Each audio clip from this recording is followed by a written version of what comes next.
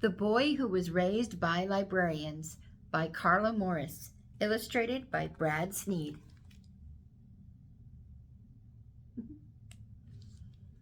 Melvin lived in the Livingston Public Library.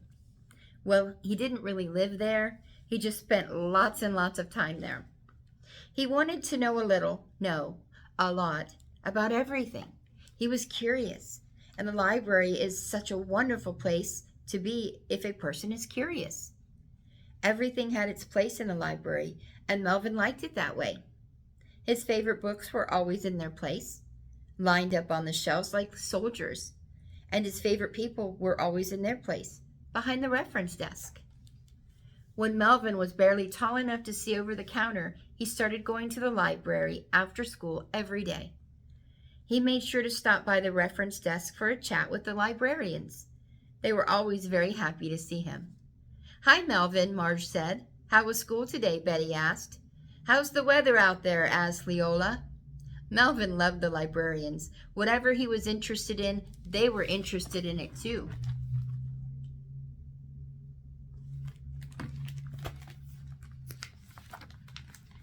"Where can I find some information about snakes?" he asked one afternoon. "Well," said Marge, "how would you like to raise a snake all by yourself? Here's a great book, Raising Snakes in Your Bathtub, from cute baby racers to big ugly cobras." Betty chimed in.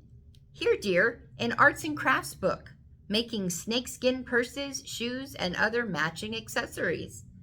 "Hey, snake poems and blessings," added Leola, as she found 42 snake websites with just 3 keystrokes. That's how librarians are. They just can't help it, and that's why Melvin loved them. In first grade, Melvin and his class went on a field trip to a real field. That afternoon, he ran to the library to show his friends his treasures, a big mason jar filled with all kinds of bugs. "Look what I have," he called as he burst through the library doors. "Can you help me identify them?" "Melvin, don't run in the library." Melvin tripped, and the jar sailed across the room. All 87 specimens of caterpillars, cooties, and creepy crawlies were loose in the Livingston Public Library.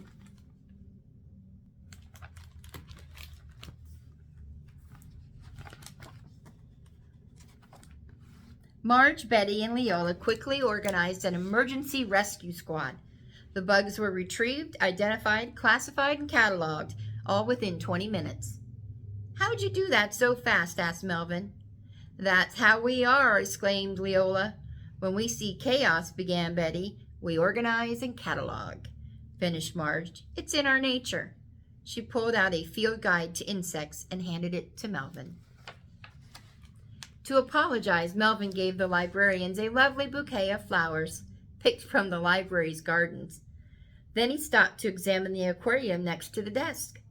"Don't put your hand in the fish tank," Marge warned. "But I was wondering," said Melvin, "how many kinds of fish are there in the whole world, and all the lakes and all the rivers and all the seas? And how much does the whole world with all the dogs and cats and houses and cars and tractors weigh?" The librarians were very busy with other patrons, but Leola knew just where to find some of the answers for Melvin. She sat down at the computer with Melvin, and they found the answers together. She couldn't help it. That's how librarians are.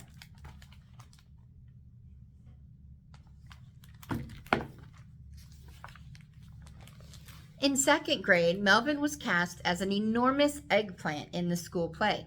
He practiced his part with the librarians. "Now say your line again," said Leola, as she shelved the new Caldecott Award winners. "Project your voice to the back of the auditorium," said Marge, in an alarmingly loud and clear voice. "But be natural," said Betty. "Try to look like you're not acting." She read aloud from Organic Gardening magazine to help him find his motivation. The audience gave the enormous eggplant a standing ovation.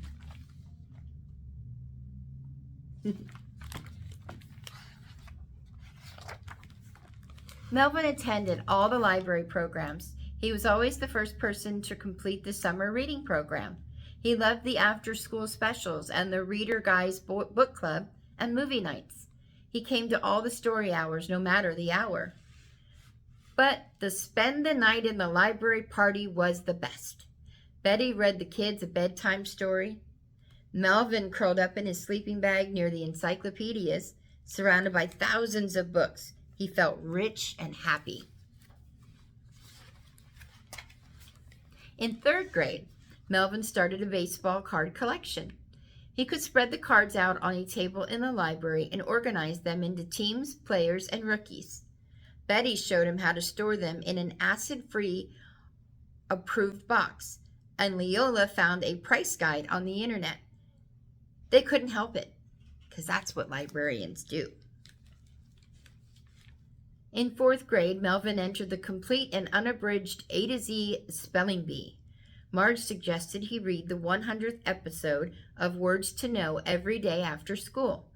Not surprisingly, he won 1st place.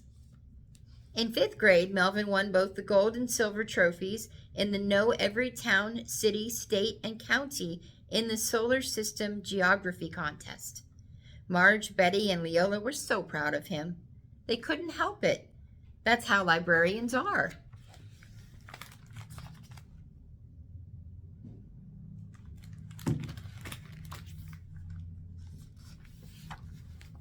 In 6th grade, Melvin entered the extraordinary, completely out-of-your-mind science fair. The librarians helped him find information all about the projects they had ever won.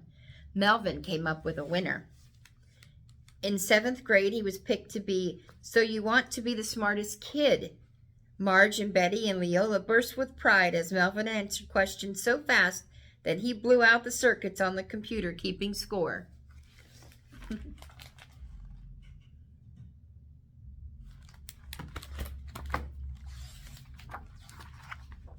Every day after school, year after year, Melvin came to the library. When he was in high school, he even got a part-time job there.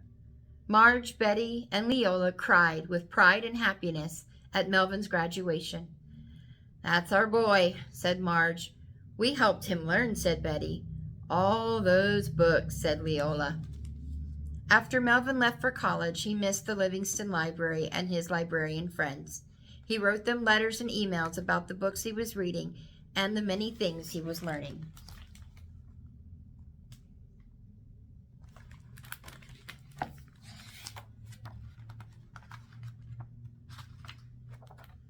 Years later, another boy came to the Livingston Public Library, and he loved it. "Hi, Sterling," Marge said. "How was your field trip?" Betty said. "Do you need any help identifying those bugs?" said Leola.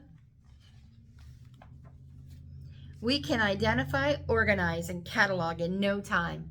We can't help it," said Livingston's newest librarian. "That's how we are."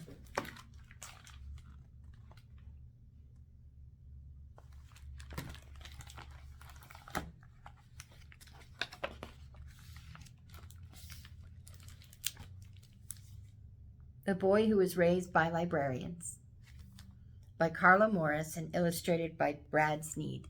So his dad turned into a librarian as well. Thanks for listening. Good night.